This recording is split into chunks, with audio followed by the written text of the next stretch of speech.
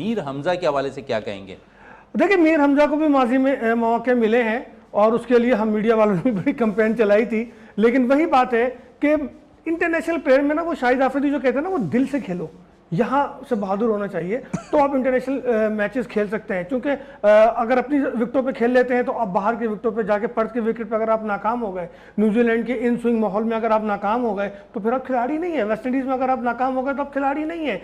UAE में, पाकिस्तान में, India की विकेटों पर अगर आप परफॉर्म कर लें तो आप खिलाड़ी नहीं है। बल्कि मैं तो अब ये कहूँगा कि इंग्लैंड में भी एक आध विकेट छोड़ के, एक आध स्टेडियम को, ग्राउंड को छोड़ के अगर आप दीगर विकेटों पर कामयाब हो जाते हैं तो फिर भी आप उतने बड़े खिलाड़ी नहीं बन सकते। चूंकि इंग्लैंड में भी जो मट्टी इस्तेमाल हो रही है वो तो इंडिया की हो रही है, पिचें तो उसी से बनाई जा रही है, तो बैटिंग पर तरजीह दी जा रही है। तो मेरे कहने का मकसद ये है कि हमारे डोमेस्टिक प्लेयर जब वो डोमेस्टिक खेल रहे होते हैं तो अपने आप को इस तरह से मेंटेन करें कि वो इंटरनेशनल क्रिकेट में जाके परफॉर्म कर सकें। वो ऐसा ना हो कि वो नाकाम होने के बाद गुमनामी में चले जाएं और फिर उन्हें ढूंढते ही